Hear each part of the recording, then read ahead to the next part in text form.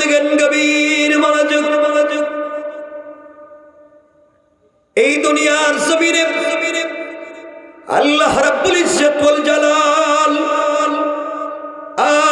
আখিরি জামানার পয়গম্বর সরকারে কায়নাত দু জাহানের সরদার নবী রহমত জনাব মুহাম্মদ রাসূলুল্লাহ সাল্লাল্লাহু আলাইহি ওয়াসাল্লাম কে আল্লাহ তাআলা জানিয়ে দিলেন, বন্ধু আমার, দুনিয়ার জমিনে যারা আমি আল্লাহর গোলাম দাবি করবে, আশিক রাসূল দাবি করবে, আমি আল্লাহর গোলাম নিজেকে মনে করবে, আল্লাহর গোলামের গুণ কি, কোয়ালিটি কি, কন্ডিশন কি, আমার আল্লাহ কোরআনে কারীমের 19 নম্বর পারা 25 নম্বর সূরা আল ফুরকানের 63 নম্বর আয়াত থেকে আল্লাহ এক এক করে বর্ণনা করলেন। আমার আল্লাহ বললেন, ওয়া ইবাদুর রাহমানিল্লাযীনা ইয়ামশুনা আলাল আরদি হাওনা। আল্লাহ রাব্বুল ইজ্জত ওয়াল জালাল বলছেন, মুসলমানেরা, এই দুনিয়ার জমিনে যারা আমি আল্লাহর গোলাম দাবি করবে, আশিক রাসূল দাবি করবে, আল্লাহর গোলাম যারা দুনিয়ার জমিনে নিজেকে মনে করবে, বান্দারে আল্লাহর গোলামের এক নম্বর গুণ হলো আমার গোলাম দুনিয়ার জমিনে কোনদিন অহংকার করতে পারে না।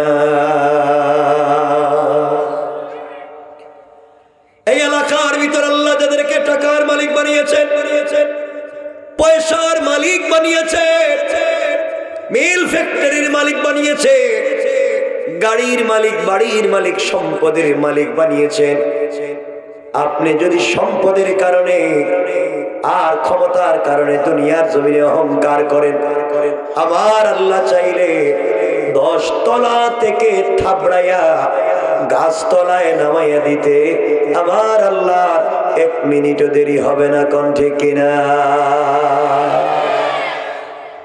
আর আপনি যদি অহংকার ছেড়ে দিতে পারেন, নিজেকে ছোট করে ফেলতে পারেন, চলার পথে নিজেকে মাটির সঙ্গে মিশাইয়া দিতে পারেন, আবার আল্লাহ চাইলে গাছতলা থেকে, বাঁশতলা থেকে কান ধরে 10 তলার মালিক বানাইয়া দিতে আমার আল্লাহ 1 মুহূর্ত দেরি হবে না, কোন ঠিক কিনা?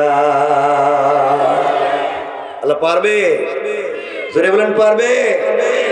অহংকার করা যাবে? যাবে?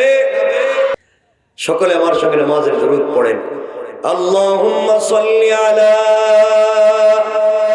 মুহাম্মাদ ওয়া আলা আলি মুহাম্মাদ কামা সাল্লাইতা আলা ইব্রাহিম ওয়া আলা আলি ইব্রাহিম ইন্নাকা হামিদুম মাজিদ।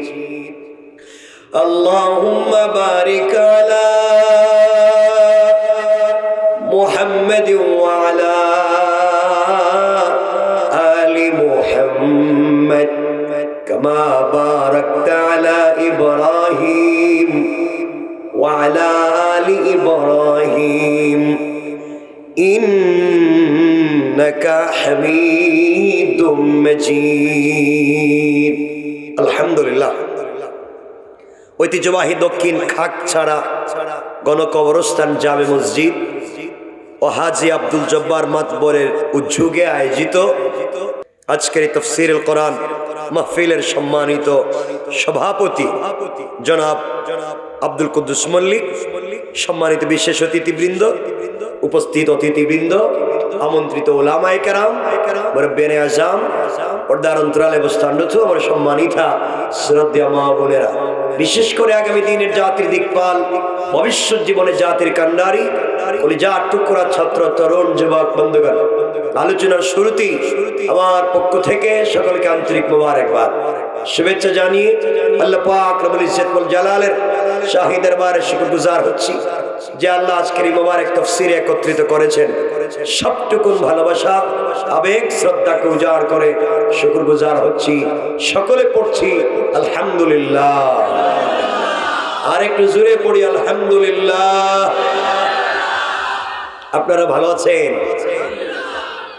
আল্লাহ পাক আপনাদেরকে ভালো রেখেছেন বিশ্বাস করছি এবং মনে প্রাণে আশা করছি ভবিষ্যতে তিনি আরো ভালো রাখবেন ইনশাআল্লাহ। খুব বেশি কথা নয়, আমার মন চাইছিল আজকে জান্নাতের চমৎকার একটা আলোচনা, যেখানে আল্লাহ থাকবেন দাঁড়াইয়া, জান্নাতীরা থাকবে বসা, আর আল্লাহ দাঁড়াইয়া দাঁড়াইয়া জান্নাতীদেরকে সালাম দিবেন। আমরা এই নিয়ে আলোচনা করার খুব মন ছিল আমার, আমি এসেছি এইগুলা নিয়ে আলোচনা করব। কিন্তু আজকে যে বৃষ্টি হবে এখানে কে জানতো যে আপনারা বসে রয়েছেন, মনে হইতেছে গুরুস্থান থেকে পলায়ন করে মরা মানুষ বসে রয়েছে। মরা মানুষটা এইবার শুনে লাভ নেই, এরা জিন্দারে শুনেই দিব। সুতরাং এই জন্য অন্য একটা আলোচনা শুরু করতে যাচ্ছি। আশা করি আপনাদের শোনেন না, কথা তো একটা বলবোই, তো শোনেন না, যেটা যাই তো এক পথে তো যাওয়া লাগবে, শোনেন। এজন্যে মনোযোগ দিয়ে শুনবেন ইনশাআল্লাহ। সবাই বলেন পিছনের হায়রা, আপনারা কি কইবেন না কিছু? ইনশাআল্লাহ কোন আর জোরে কোন ইনশাআল্লাহ। ওয়াজ শুধু আমি করব আর কষ্ট আপনারা করবেন না, এটা তো হইতে পারে না। সবাই মিললে মিশে কষ্ট করা লাগবে, কারণ পরে তো খিচুড়ি খাইবেন। খিচুড়ি খাওয়ার আগে কষ্ট করাই লাগবে। যে আমার ভাই আব্দুল জব্বার ভাই, ভাই বলি, দীর্ঘদিনের সম্পর্ক, অনেক আগে, আমি অনেক ভালোবাসি, আমাকেও ভালোবাসে। মসজিদ করবেন এলাকায়, কত পরামর্শ কেমনে হয়, কি করা যায়। যাই হোক, আল্লাহ তাআলা তার মাধ্যমে করিয়ে নিয়েছে। দিল খোলা মানুষ, আমি যতটুকু ছিল। দোয়া করি আল্লাহ যেন হায়াতে বারাকা দান করে, পরিবারের ভিতরে বারাকা দান করে। ছোট ভাই যে সামনে বসে রয়েছে, আল্লাহ যেন সবাইকে সুস্থ রাখে, এবং ওনার ফ্যামিলি, বাচ্চা, আল্লাহ যেন সবাইকে হালাল পথে চলবার তৌফিক দান করে। বাকি জিন্দগি পুরো এলাকাবাসীকে নিয়ে একসাথে চলে, আরো অনেক কিছু করার সুযোগ দেয়, আমিন। কারণ মরে গেলে তো সব পড়ে থাকবে, ঠিক না? এজন্য আমরা আল্লাহর জন্য কিছু করে যেতে চাই ইনশাআল্লাহ। ভাই করতেছে, আরো কিছু করবে, আমরা আজকে শুনবো। তো খুব কষ্ট নিয়েন না, মনোযোগ দিয়ে শোনেন ভাই, পিছনে কথা বলা যাবে না।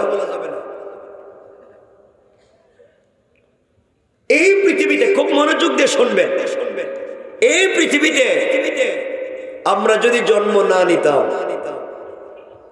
তাহলে মৃত্যুর কোনো প্রয়োজন ছিল না, মৃত্যুর কোনো মাসআলাও ছিল না। জন্ম যেহেতু নিয়েই ফেলেছি, আর চাইলে বেঁচে থাকা যাবে না। আজ না হয় কাল আপনাকে আমাকে ইন্তেকাল করতে হবে। যদি জন্ম না নিতাম, মরার কোনো চিন্তাই নেই। জন্ম নিয়ে ফেলেছি, সব থেকে সত্তর বাস্তব হলো আর কোন জিনিস দিয়ে বাঁচা যাবে, আর বাঁচা যাবে না। আজ না হয় কাল মরে যেতে হবে, ঠিক না? এখন হাত তুলে দেখান আপনারা এখানে কারা কারা মরবেন না। কি জানি হেঁটে দিকে হাত তুলে রেখে দিচ্ছে। আমি তো কথা শেষ করতে পারিনি, এর আগে হাত উঠে রেখে দিচ্ছে। আমি জিজ্ঞেসি কারা কারা মরবেন না, হেরা হাত উঠে রেখে দিচ্ছে। আপনারা কি তা মরতেন না নি?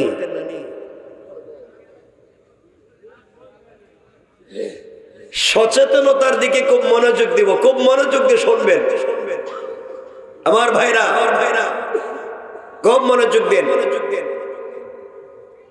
এই পৃথিবীতে আমরা যে আলোচনার দিকে যাচ্ছি, খুব মনোযোগ দিয়ে শুনবেন। এই পৃথিবীতে এই যে আপনারা ভাব ভঙ্গি ধরছেন, এই যে দাড়ি, টুপি, জুব্বা, পাঞ্জাবি, পকেটে তসবিও থাকতে পারে, টুপিও আছে মাথায়, দেখতেছি, দেখতে কি অলি অলিয়ার মতো মনে হইতেছে, মনে হইতে সব আল্লাহর অলি। এই ভাব ধরছেন কেন? আমার এটা কোন এই ভাব ভঙ্গি কি?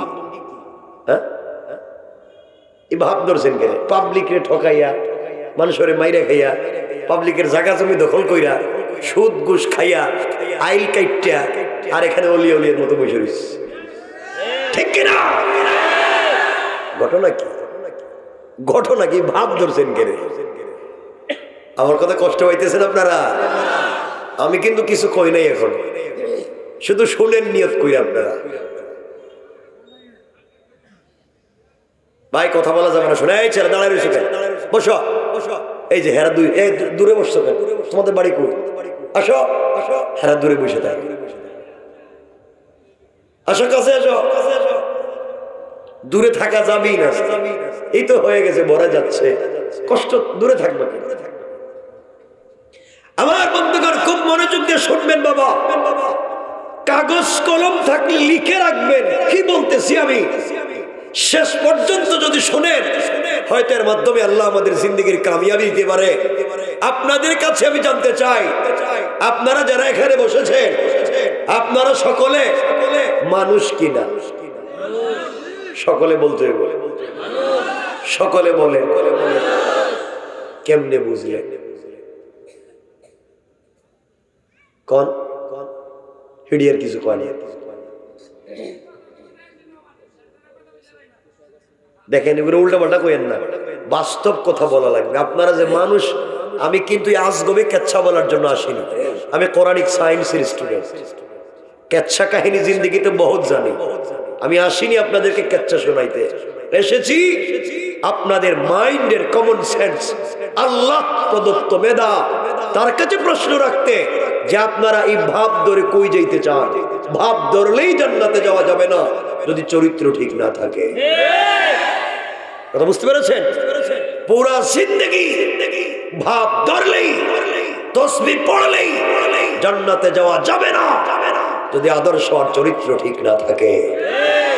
এজন্য আমাকে বলেন আপনারা মানুষ কেমনে? এটা কোন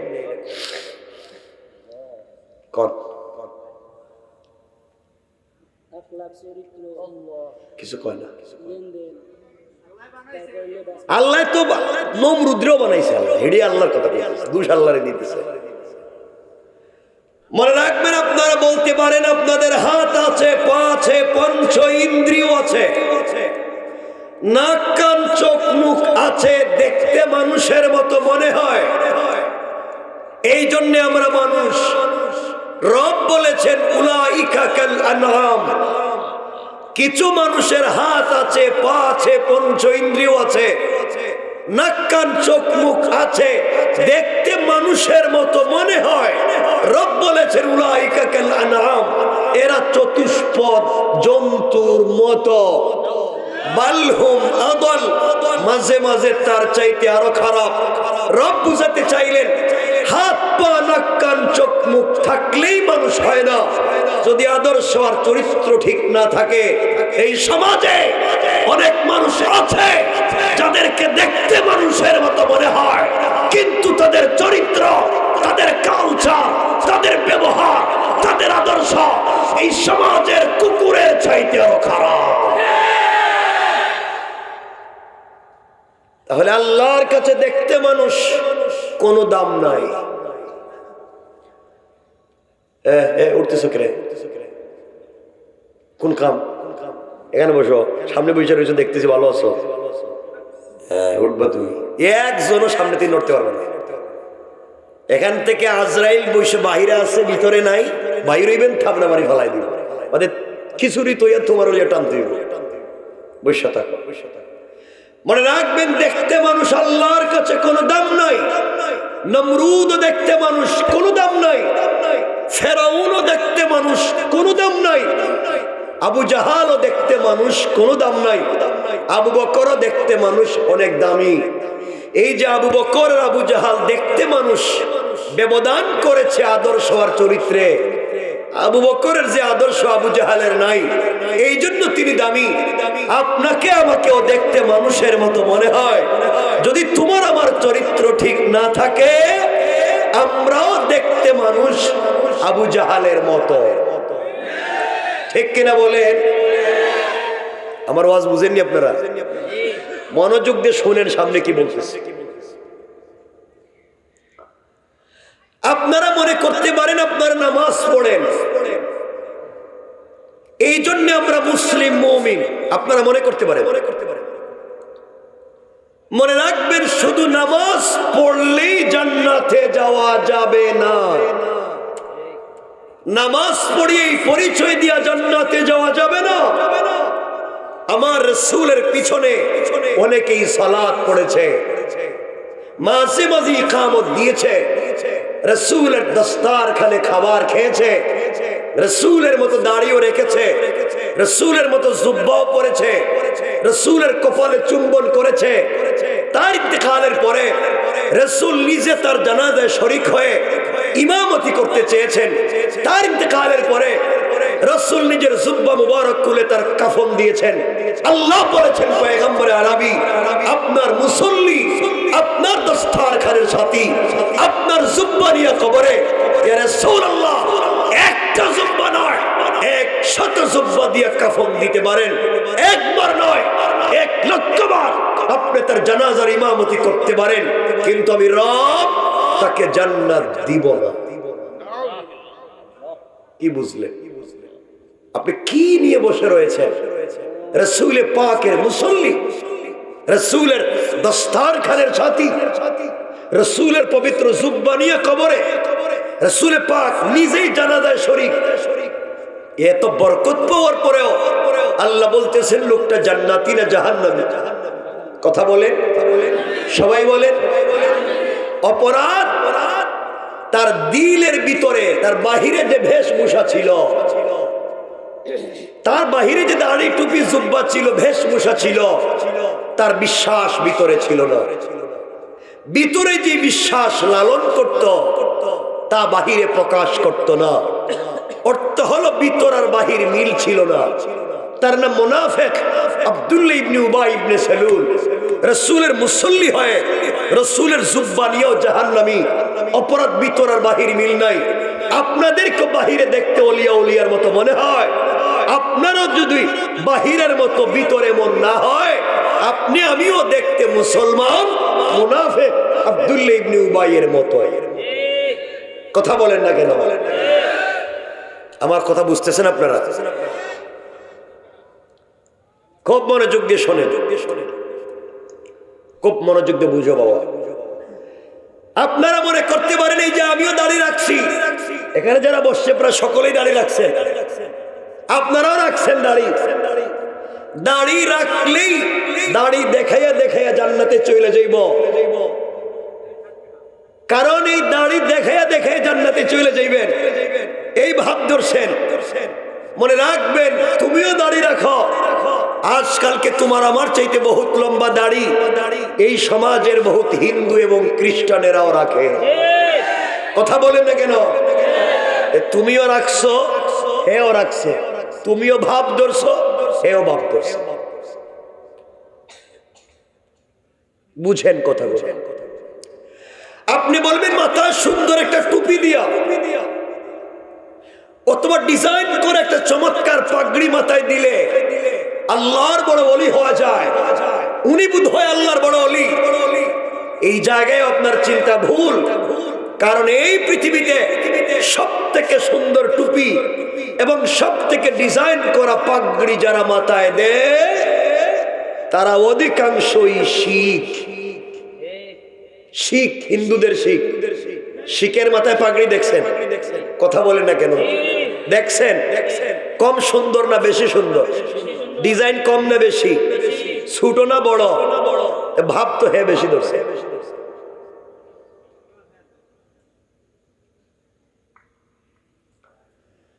আপনারা বলবেন হুজুর আমরা তো তসবিহ পড়ি,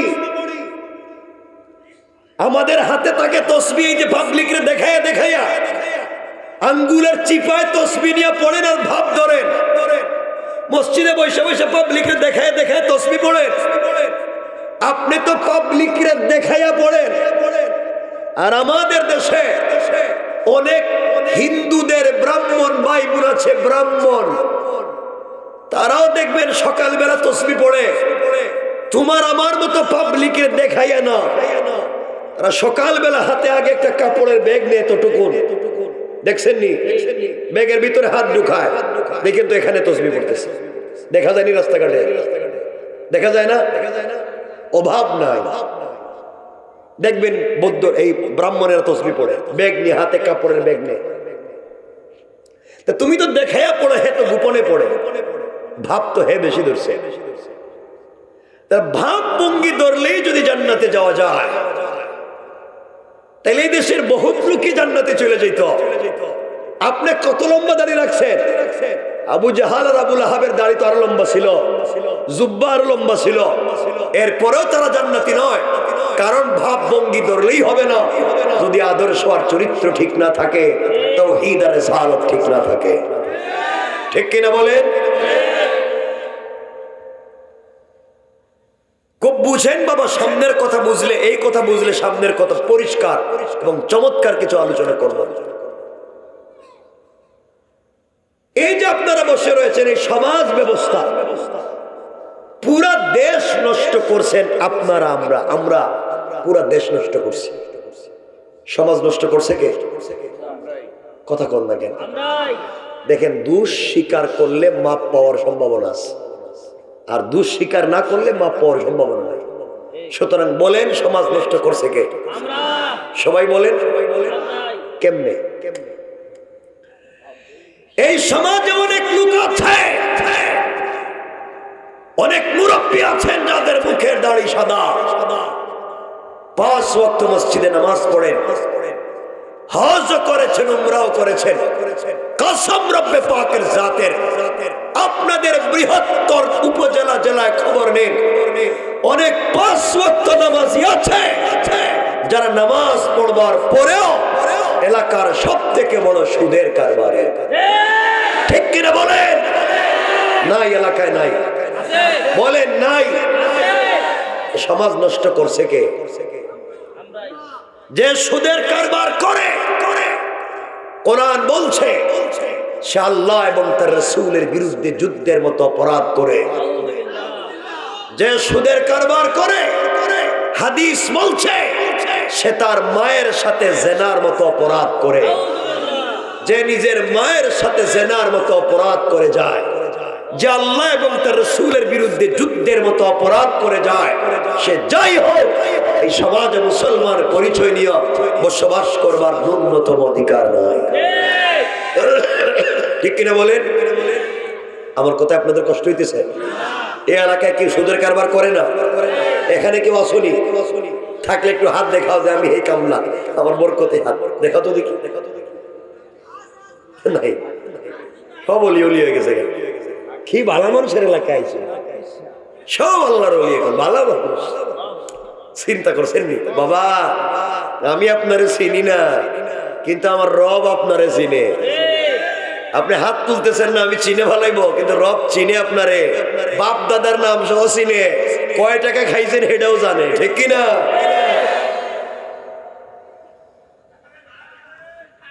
আমার দিকে তাকান, কাউরে কিছু কয়েন না, আবার জাল লাগাই দিবে। কষ্ট হচ্ছে আপনাদের? আমার কথা অসুবিধা হচ্ছে? সমাজ, আমি এসেছি এই সমাজের কিছু নোংরামি অবক্ষয় তুলে ধরে কোরআন থেকে সমাধান আমরা নিয়ে নেওয়ার জন্যে। শুধু আলোচনা শুনলে হবে না, বাস্তব লাইফকে তোমাকে আমাকে পরিবর্তন করতে হবে। এই সমাজে অনেক লোক আছে 5 ওয়াক্ত নামাজ পড়ে, অনেক লোক আছে আযান হওয়ার পরে মসজিদে নামাজে যায় না। রব বলেছেন হাইয়া আলাল ফালাহ, কল্যাণ আমার কাছে, কামিয়াবি আমার কাছে, ইজ্জত সম্মান আর সফলতা আমার কাছে। আর অনেক লোক আছে আযানের পরে মসজিদে নামাজে না গিয়া 4 দোকানে বৈশা বৈশা টেলিভিশন দেখে। এগুলো এই এলাকায় নাই, না নাই। 4 দোকানে বৈশা বদনাম, গীবত, শিকায়াত, সমালোচনা, চুগলখুরি। মুরব্বী 4 দোকানে বৈশা বদনাম করতেছে, কার বউ কার সাথে বাইকে গেল, কার মেয়ে কার সাথে গেল গা, এই নিয়ে মুরব্বীর 4 দোকানে টেনশনের শেষ নেই। এগুলো নাই, এলাকায় নাই।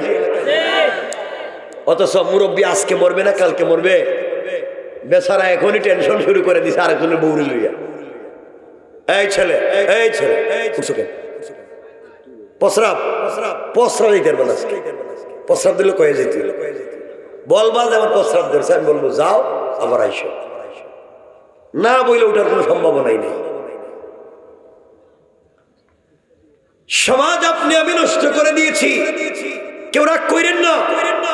অনেক লোক আছে এলাকায় 5 ওয়াক্ত নামাজ পড়ে, ওয়াবিন পড়ে, ইশরাক পড়ে, চাষ পড়ে, ফজরের নামাজ জামাতে পড়ে, রুটি তসবিহ পড়ে, সব পয়ডা সাইরা কুদাল একটা কান্দে নিয়া আল্লাহর নামের জিকির করে করে জমিতে যায়, আর আল্লাহর নামের জিকির কইরা কুদাল দিয়া আর একজনের আইল কাইটটা ঢুকাইয়া দেয়। কথা বলেন না কেন? এগুলো এলাকায় নাই, বলেন নাই? নাই। শয়তান কই? আপনারা তো শয়তান চিনলেন না, আপনারাও তো খারাপ কম না। আপনারা শয়তান মারার জন্য মক্কায় যান, 8 লাখ 10 লাখ খরচ করে হজে গিয়া জামারাতে শয়তানরে কঙ্কর মারে, শয়তানরে পাথর মারে। আপনারা দেখছেন নি? পাথর মারে না? যারা গেছেন তো তারা মারতি হইছে, আর যারা টেলিভিশনে দেখছেন তো দেখছেনি শয়তানরা পাথর মারে জামারাতে। আরে বাবা, 10 লাখ খরচ করে মক্কায় যে শয়তানরে পাথর মারতে গেছেন, আপনারা ইমানের সাথে বলেন তো এই শয়তান জিন্দগিতে আপনাদের এলাকায় এসে সুদের কারবার করছে? আইছিল কোনদিন? তো করছে কইলা যে হেডে জীবনে এখানে আইছিল? যে শয়তানের মক্কায় পাথর মারতে গেছেন, এই শয়তান জিন্দগিতে এলাকায় সুদের কারবার করছে? কথা কন? সার দোকানে বসে বদনাম করছে, কুদাল দিয়ে কারো আইল কাটছে, এরপরে গেছেন এই শয়তানরে মারতে, অথচ শয়তান বসে রয়েছে এলাকায়। শয়তান কই? কথা কয় না। সবাই কর, সবাই বলেন শয়তান মক্কায় না এলাকায়? পাথর মক্কায় মারবেন না এলাকায়? এখানে গেছেন, শয়তান এখানে পাথর মারতে মক্কায়। ঘটনা কি? বিষয়টা কি? শয়তান এক জায়গায় পাথর মারতেছে আরেক জায়গায়। গত হজে দেখলাম খাজি সাহেব হজে গিয়া জামারাতে কঙ্কর মারতেছে, মারতে মারতে বুঝে রাগ উঠে গেছে গা, জুতা খুললে মারতেছে। শয়তান পুরো এলাকায় মাইল লেগে রাখছে, এবং এখানে বসে রয়েছে জুতা খুললে মারতেছে। বাবা, যে শয়তানরে আপনি জুতা খুললে মারতে গেছেন, এই শয়তান জিন্দিগিতে কাম করে নাই এলাকায়। সমাজ কত খারাপ! এলাকায় দেখবেন সব সমাজে যারা বিলিস পলিটিক্স করেন, এলাকার রাজনীতি করেন, এলাকার মোড়ল, এলাকার মাতবর, এলাকার বিচারী, পঞ্চায়েতের বড় মুরব্বী, এলাকার সর্দার, সমাজে পঞ্চায়েতের এমন বড় মুরব্বী আছে যারা পঞ্চায়েতের বিচার করতে গিয়া 1 কাপ রং চা খাইয়া এদিকের বিচার এদিকে দিয়ে দেয়। ঠিক কিনা বলেন? এগুলোই সমাজে নাই? না, নাই। হাতে 500 টাকা দিয়ে দিলে বিচারি খায়া ফেলা, আর 1000 টাকা দিলে আরেকজনের জায়গা আরেকজনের নামে রেজিস্ট্রি করে দেয়। ঠিক কিনা বলে? পঞ্চায়েতের একটা সমস্যা একটা ডেটে শেষ করা যায়। মুরব্বী ডেট দেয় 5টা, প্রত্যেক ডেটে 500। নাই? আসেনি? টাকা দিতে হয় বিচারে গেলে। হ্যাঁ, বেশিও নেই। ওরে আল্লাহ, বেশি নেই। আচ্ছা, নেগা শোনেন কি বলতে চায় বাবা। এই যে আপনি করলেন, আজকালকে সমাজ নষ্ট করে দিচ্ছে। এগুলা করে সমাজ যদি নোংরা হয়ে যায়, এই সমাজে দিন জিন্দা হবে না। তাহাজ্জুদ পড়লেও দোয়া কবুল হবে না যতক্ষণ পর্যন্ত চরিত্র পরিবর্তন না হবে। ঠিক কিনা বলেন? এখন আপনারা বলেন, সমাজ এভাবে থাকতো না পরিবর্তন হওয়া দরকার? বলেন, দরকার আছে না নাই? আছে না নাই? কি করতে হবে? এদিকে যাইতেছি, শোনেন না। সমাজে তো খারাপ হইছে। দেখবেন ছোট ছোট বাচ্চারা মসজিদে নামাজে যায়, ছোট ছোট বাচ্চা, আর কিছু মুসল্লি আছে এদেরকে বাইর করে দেয়, মসজিদ থেকে বাইর করে দেয়। ছোট ছোট বাচ্চা মসজিদে গেলে এদেরকে বাইর করে দেয়। আমি জানি না আপনাদের এলাকায় আসেনি এগুলো। হ্যাঁ, কেন বাহির করো, এটা কম।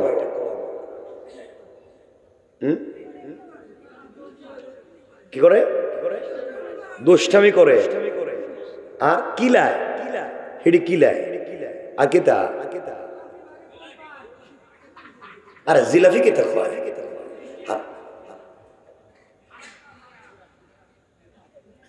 হিডে তো মাইল লাগাই দিতেছে, জিলাপি কম পাওয়ার জন্য নাকি বাচ্চাদের বাইর করে দিতেছে। বাচ্চাদেরকে মসজিদ থেকে বের করে দিবেন কেন বাবা? আপনার মসজিদে নামাজ কবুল হয় না। নামাজ পড়া সুদ খাও, নামাজ পড়া ঘুষ খাও, নামাজ পড়ে ফ্যান্সি আবার ব্যবসা করো, নামাজ পড়ে গরিবের জায়গা জমি দখল করো, নামাজ পড়ে বদমাইশি করো, নামাজ পড়ে গরিবের জায়গা নিজের নামে ভুয়া জাল দলিল করো, নামাজ পড়ে এতিমের সম্পত্তি নিজের নামে রেকর্ড করো, নামাজ পড়ে মসজিদ মাদ্রাসা গুরুস্থানের পয়সা বাইরে খাও। আপনার নামাজ মসজিদে কবুল হয় না। নামাজ যদি কবুল হয়, এই মাসুম বাচ্চাদের ওসিলায় নামাজ কবুল হয়।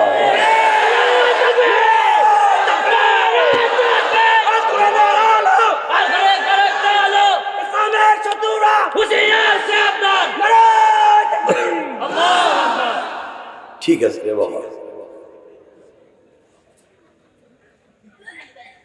আপনাদের বোধহয় অসুবিধা হইতেছে আমার কথাবার্তায় না, আওয়াজে মনে হইতেছে অসুবিধা হইতেছে। এখনো কিছু কই নাই, কিন্তু ঔষধ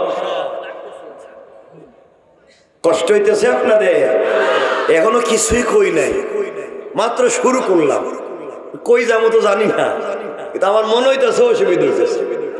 একটু হাত তুলে দেখান না, কার কার অসুবিধা হইতেছে? কি রে হেডের দিকে হাত উড়ে গেছি, ওয়াজ করতাম কে রে? অসুবিধা হচ্ছে? একটু সামনের দিকে যাই, দেখি কি হয়।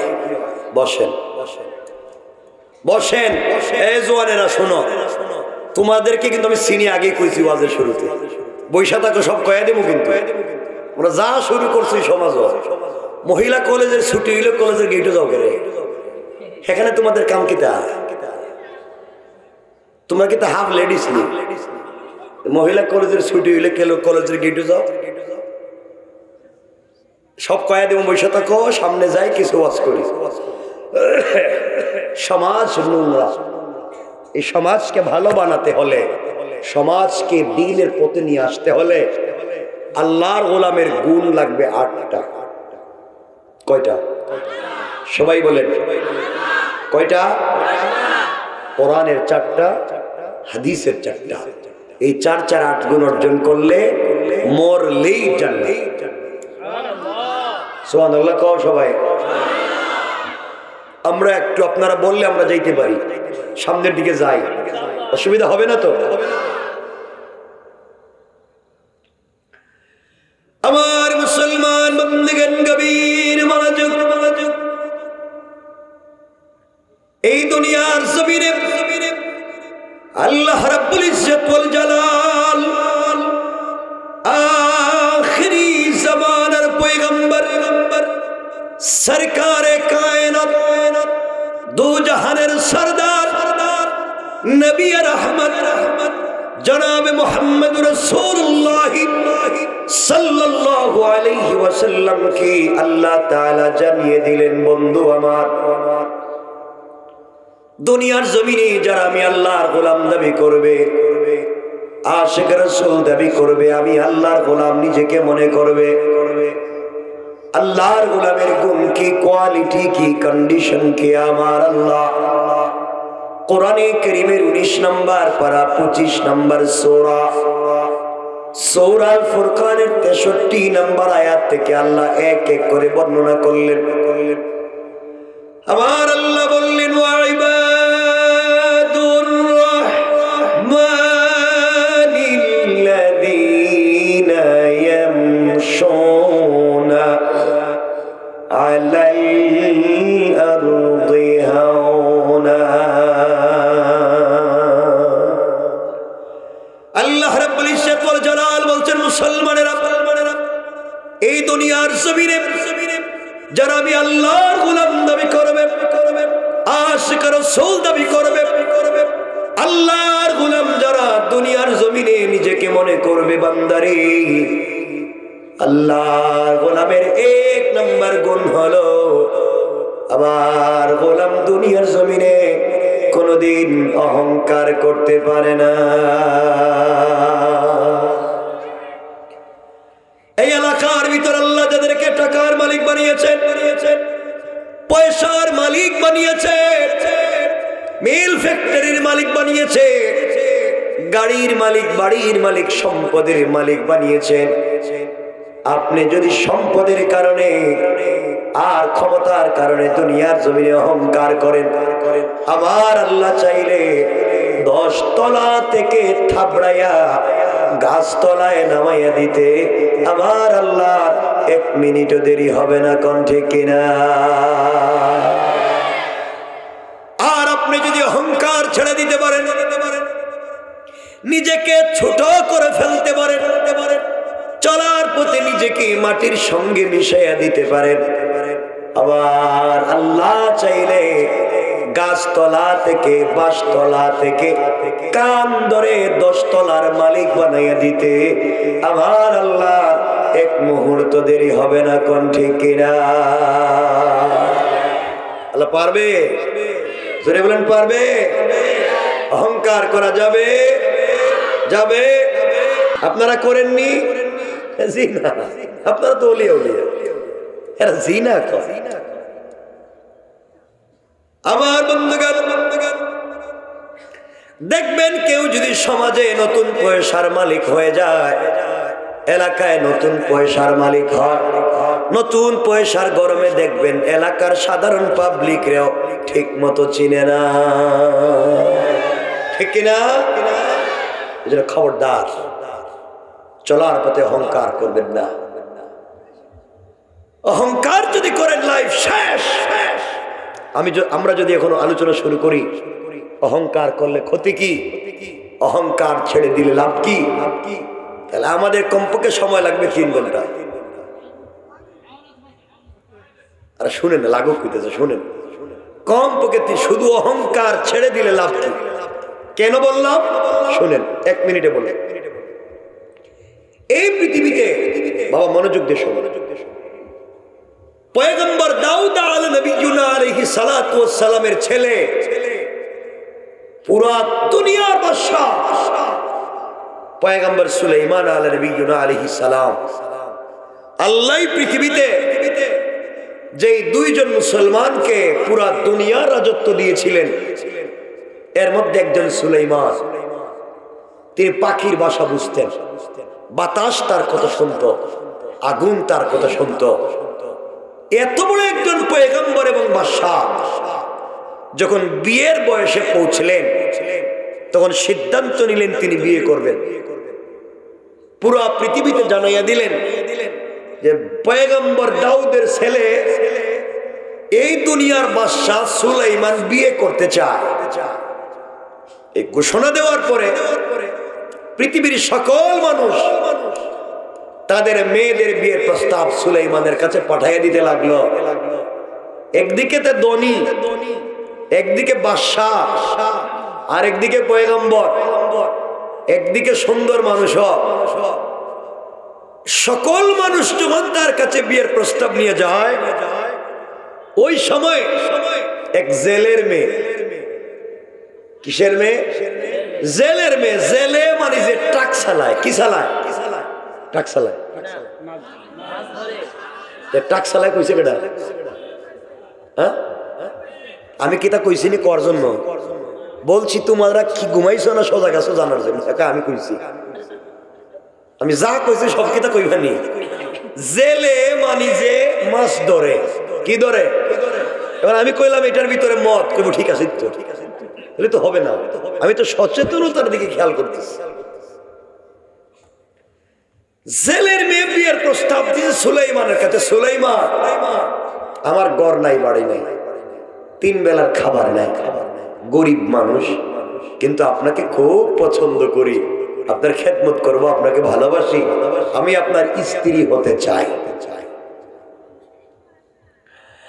সুলাইমান সকল প্রস্তাব দেখে এই প্রস্তাব হাতে নিয়ে মন্ত্রী পরিষদকে ডেকে সংসদে বসে তিনি বলছেন, দেখছনি জেলের মেয়ে 3 বেলা 1 বেলা খাবার নাই, থাকবার ঘর নাই, ওই মেয়েটাও সুলাইমানের কাছে বিয়ের প্রস্তাব দিছে, সাহস তো কম না। এই কথা তিনি বলতেই পারেন, কারণ তিনি বাদশা। ইসলাম বলেছে বিয়ে করতে হলে কুফু মিলাইয়া মিলাইয়া করবেন, আপনি যেমন বিয়ে করবেন তেমন। আমি চালাই ভ্যান গাড়ি, বিয়ার প্রস্তাব দিলাম প্রধানমন্ত্রীর মেয়ে, থাবড়ে এত দাঁত ফালাই দিল, কথা কন না গেলে বিয়ে করতে হবে মিলাইয়া মিলাইয়া। সুলাইমানের কাছে জেলের মেয়ের প্রস্তাব গেছে, কুফু মিলে নাই। সুলাইমান বলতেই পারেন, সাহস তো কম না, কত বড় সাহস, গরিবের মেয়ে আমার কাছে বিয়ের প্রস্তাব দিছে। আল্লাহর কাছে এই কথা পছন্দ হয় নাই। আল্লাহ বলছেন, সুলাইমান তোমারে তো বাদশা আমি বানাইছি, দাউদের ঘরে তো আমি জন্ম দিছি, জেলের মেয়েরা তো আমি গরিব বানাইছি, মেয়েটা তোমার কাছে বিয়ের প্রস্তাব দিছে, তুমি তো ভাব ধরছো কেরে? আমি তো চাইলে 1 মিনিটে সব শেষ করে দিতে পারি। সাথে সাথে আল্লাহ সুলাইমানের কাছ থেকে রাজ সিংহাসন কেড়ে নিয়া হাতে মুআজিজাপূর্ণ আংটি জিন্নাত দিয়া নদীতে ফেলে দিয়া রাজ সিংহাসন থেকে সুলাইমানকে নামাইয়া জনগণ দিয়া পিটাইয়া নদীর পারে অজ্ঞান করে ফেলে দিয়া জেলেরে দিয়া জেলের ঘরে নিয়া সেবা শুশ্রূষা করাইয়া সুস্থ বানাইয়া জেলের ঘরে কর্মচারী বানাইয়া জেলের মেয়েরে বিয়ে দিয়া ওই মেয়ে সহ আবার রাজ সিংহাসনে পাঠাইয়া দিছে। সুবহানাল্লাহ তো আসতে না জুড়ে, আরো জোরে বলেন সুবহানাল্লাহ। কে করতে পারে? কে? এজন্য কাকে কখন কার ঘাটে যাওয়া লাগবে কেউ জানে না। জানেন কে? খবরদার, খবরদার অহংকার করতে যাইও না। খুব মনোযোগ দিয়ে শোনো সামনের কথাগুলো। 1 নম্বর অহংকার। আল্লাহর গোলামের 2 নম্বর গুণ আল্লাহ বললেন, ওয়াইদা খাতাবাহুমুল জাহিলুনা ক্বালু সালামা। আল্লাহ রাব্বুল ইজ্জত ওয়াল জালাল বলছেন, মুসলমানেরা এই দুনিয়ার জমিনে আল্লাহর গোলাম যারা দাবি করবে, আশিক রাসূল যারা দাবি করবে, আল্লাহর গোলাম যারা নিজেকে মনে করবে, আল্লাহর গোলামের 2 নম্বর গুণ হলো, আমার গোলামকে কেউ গালি দিলে গালির জবাব দেওয়া যাবে না, আঘাত করলে আঘাতের জবাব দেওয়া যাবে না, গীবত শিকায়াত সমালোচনা করলে জবাব দেওয়া যাবে না। বরং দুনিয়ার জমিনে আমার গোলামকে যদি কেউ গালি দেয়, আমার গোলাম গালির জবাবে গালি না দিয়া ওই ব্যক্তির জন্য শান্তি আর সালামতির দোয়া করে যায়। পড়েন সুবহানাল্লাহ। আল্লাহর গোলামের 2 নম্বর গুণ, গালি দেওয়া যাবে, সবাই কন্যা যাবে। কেউ যদি আমাদেরকে গালি দেয়, কেউ যদি আমাদেরকে কষ্ট দেয়, আমরা গালির জবাবে গালি না দিয়া তার জন্য শান্তির দোয়া করব, সালাম দিব ইনশাল্লাহ। বলেন, আপনারা সালাম দেননি ইনশাল্লাহ? কিতা ইনশাল্লাহ তো আগামীকালকে। এখন পর্যন্ত সালাম দেননি, হিডে কোন দেন দেন একটু পরীক্ষা করে দেখি 1 মিনিটে দেন। যখন দীক্ষা লই, অহংকার শুধু আপনাদের ভিতরে ঢুকছে তা না, আমরা যারা হুজুর আমাদের ভিতরে অহংকারের গাঁটটি ঢুকে গেছে। এটা ঠিক কেমনে বুঝলাম? এটা তো ওয়াজি করলাম না, এটা ঠিক হইতেছে। আমি এটা কিছু কই নাই, এটা কই ঠিক। মানে হুজুরের নাম শুনছে তো এখন হুজুরের বিরুদ্ধে কইতে পারলেই শান্তি। কই ঠিক? চিন্তা করেন তো,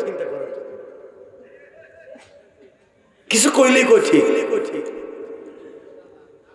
দেখবেন কেউ যদি এলাকায় বড় হুজুর হয়, সব না, মাঝে মাঝে কেউ যদি এলাকায় বড় হুজুর হয়ে যায়, তিনি আর এলাকায় সাধারণ পাবলিকের সালাম দেন না। আমি বড় হুজুর, আমি সালাম দিব কেরে, আমারে সালাম দেও। কোন বড় হুজুরে সালাম দিলে জবাব দেয় না, ঠিক আছে ঠিক আছে, কথা কন না কেরে, ঠিক আছে কিতা। বড় হুজুরের দিকে যাইতেছে, আপনি বলেন হুজুর একটু মুসাফা। শুনছি বড় বড় হুজুরদের সঙ্গে মুসাফা করলে সগীরা গুনাহ মাফ হয়, একটু মুসাফা। না না, আমার ঠান্ডা লাগতেছে, হাত দিতে চায় না। কিন্তু মুসাফার সময় যদি বড় হুজুরের হাতে একটু হাদিয়া, হাদিয়া বুঝছেন নি কিতা, এই একটু হাদিয়া, এই যে হুজুর একটু হাদিয়া দিতে চাইছিলাম, আমার ছেলে আমেরিকার থেকে দিয়েছিল একটু হাদিয়া, থ্যাংক ইউ ভেরি গুড, আবার আইসো আরো দিও, ঠিক কিনা? তোমার এক এক সময় এক এক চরিত্র কেড়ে। খারাপ লাগছে আমার কথায়? সালাম দিবেন তো? কথাগুলো শোনেন। আমাদের কলিজার টুকরা মা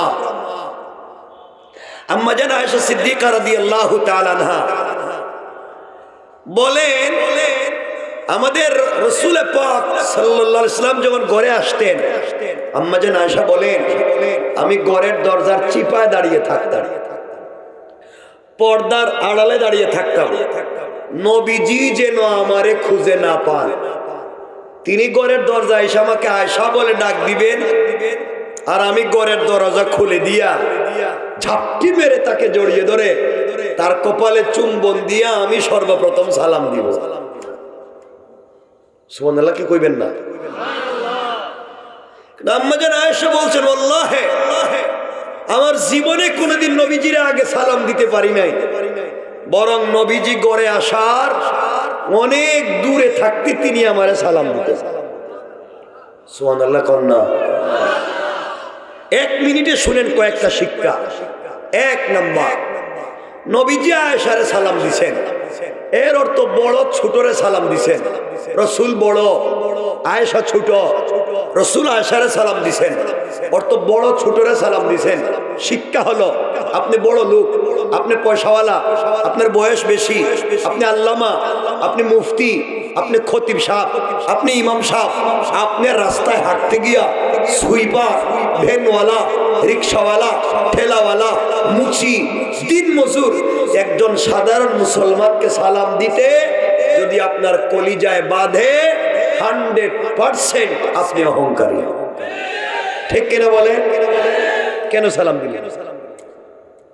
দুই নাম্বার, নবীজি আয়েশারে সালাম দিছেন, এর অর্থ হলো রসুল বাহির থেকে এসে ঘরে সালাম দিছেন। শিক্ষা হলো, বাহির থেকে আসলে ঘরে সালাম দিতে হয়, এটা সুন্নত। নবীজি বলেছেন, আহলাল বায়েত, কেউ না থাকলেও ঘরে সালাম দিও, ফেরেশতারা তো আছে। এখান থেকে বুঝলাম বাহির থেকে আসলে ভিতরে সালাম দিতে হয়। এখান থেকে শিক্ষা হলো, উস্তাদ ছাত্রকে সালাম দিবেন, টিচার স্টুডেন্টকে সালাম দিবেন। তা আমাদের দেশে উল্টা, ছাত্ররা যদি হুজুররে সালাম না দেয় তাহলে ফিডায়। কথা কন না কেন? কেন? এটা কই পাইছেন? এটা কই পাইছেন? তিন নম্বর, রসুল আয়েশাকে সালাম দিয়েছেন, এর অর্থ স্বামী স্ত্রীকে সালাম দিয়েছেন। রসুল স্বামী, আয়েশা স্ত্রী, রসুল স্বামীকে সালাম দিয়েছেন। শিক্ষা হলো, আপনিও বাহির থেকে ঘরে গেলে আপনি বউরে সালাম দিবেন। ঠিক কিতা? সব জায়গায় ঠিক পাচ্ছ? তুমি কিটা বিয়া করছো নি? করছ? বিয়া করছ? ঠিক কয়, তুমি কি বউরে সালাম দিছো কোনোদিন? হ্যাঁ ঠিক কইতেছে, সালামের নামে ঠিক। রসুল আয়েশারে সালাম দিছেন, আপনারাও নিজের বউরে সালাম দিবেন। দেননি? না, দেন দেন দেন, সবাই দেন, সবাই দেন। ও তিনজন বিয়া করছ, এত মানুষের মাঝে সালাম দেন না কেন বউরে? কথা কয় না, শরম করে, শরম, ওরে আল্লাহর শরম। বউরে সালাম দিতে শরম করে, আর বউরে ফিডাইবার সময় শরম করে যায়। ওই দিন একজন আমারে কইল, বউরে ফিডাইতে ফিডাইতে বউরে মারতে মারতে কইতেছে, তুই আমারে আব্বা কো। নাউজুবিল্লাহ। বউ মায়ের খাইতে খাইতে পায়ে ধরে বলতেছে তুই আমার বাপ, আমার সাইডে দে। হ্যাঁ, বন্ধু বান্ধবের কাছে গিয়ে বলতেছে তোমরা আমার চিনোনি, আমি কেডা? আমি বউরে বাপ ডাকাইয়া সাইডে দিছি। শয়তান আল্লাহরে জিগে, আল্লাহ তুমি আমার শয়তান বানাইছিলা কে রে? আমার জিন্দেগিতে তো বউরে ফিরাইয়া বাপ ডাকাইয়া না। এই ওয়া শুনছেন কোন? বউরে ফিরাইয়া এখানে এসে বসে রয়েছে। সালাম দেন না কেন? আজকে থেকে দিবেন তো ইনশাল্লাহ। যে মুরব্বীরা কোন ইনশাল্লাহ। এই যে দেখেন, আপনারা দেখেন, দেখেন মুরব্বীরা আমার চেহারার দিকে তাকাই হাসতেছে। এই যে দেখেন, হেরা চিন্তা করতেছে বাবা রে 50-60 বছর গেছে গা, বউরে সালাম দিলাম না, আজকে যদি সালাম দেই তে বউ মনে করবো বুইড়া কোন কাম গোটাইছে রে, আর আমার সালাম দিয়ে ভাব মারতেছে। ঠিক না? বউ যাই মনে করো, আপনি সালাম দেওয়া লাগবে, হেডাই শেষ কথা। হ্যাঁ, ঠিক না? ইনশাল্লাহ কর, ইনশাল্লাহ কর, সবাই বলে। হ্যাঁ, কিতা কইছে? সালাম দিবে। আজকেই ওয়াজ থেকে ওই যে খিচুড়ি খাইয়া তোমার লইয়া যাইবেন, ঘরের দরজায় গিয়াই বলবেন স্ত্রী আসসালামু আলাইকুম ওয়া রাহমাতুল্লাহ। বউ কই বৌমা এত রাত্রে বুড়ারে কোন বুতে ধরল?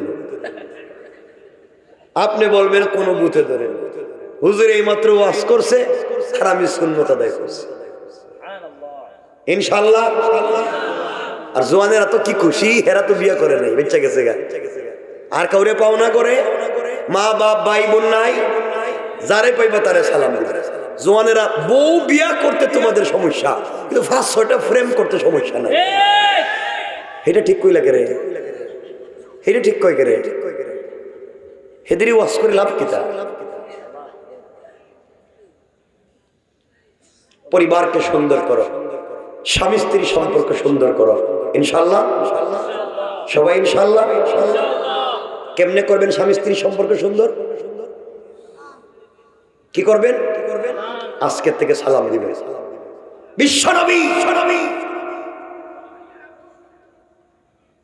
বিশ্বনবী রাসূল পাক বলছে, আমার দিকে তাকান, মাঝে মাঝে ঘরে গেলে আরে বাবা আমার দিকে তাকাও না,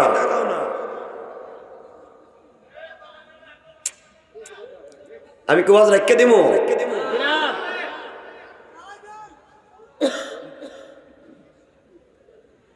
রাসূল পাক আমাদের কলিজার টুকরা মা বলছে, রাসূল পাক সাল্লাল্লাহু আলাইহি ওয়াসাল্লাম আম্মা জানকে নিজের স্ত্রীকে মুখে উঠাইয়া খাওয়াইয়া দিত। সুবহানাল্লাহ পড়েন। বাচ্চাদের মতো কুলে করে ঘুম পাড়াইয়া দিতেন, নিজের হাতে আম্মা জান আয়েশার কাপড় পরাইয়া দিতেন, নিজের হাতে মাথায় তৈল দিয়া চিরুনি দিয়া চুলগুলা আছড়াইয়া নিজের হাতে চুল বেনি করে দিতেন। সুবহানাল্লাহ বলেন। রাসূল দুনিয়ার এত কাজ বাহিরে করার পরেও ঘরে আয়েশা যদি স্ত্রীকে এত সময় দিতে পারতেন, তাহলে আপনারা পারবেন না? এজন্য মাঝে মাঝে ঘরে গেলে স্ত্রীরে মোহাব্বত করে মুখে উঠাইয়া খাওয়াইয়া দিয়েন। আল্লাহ বলছেন যে ঘরে স্বামী স্ত্রী মিল মোহাব্বত থাকবে, একে অপরকে সালাম দিবে, একে অপরের মুখে খাবার উঠাইয়া দিবে, আল্লাহ তাদের ঘরে 100 থেকে 300টা বারাকাতের দরওয়াজা খুলে দিবে।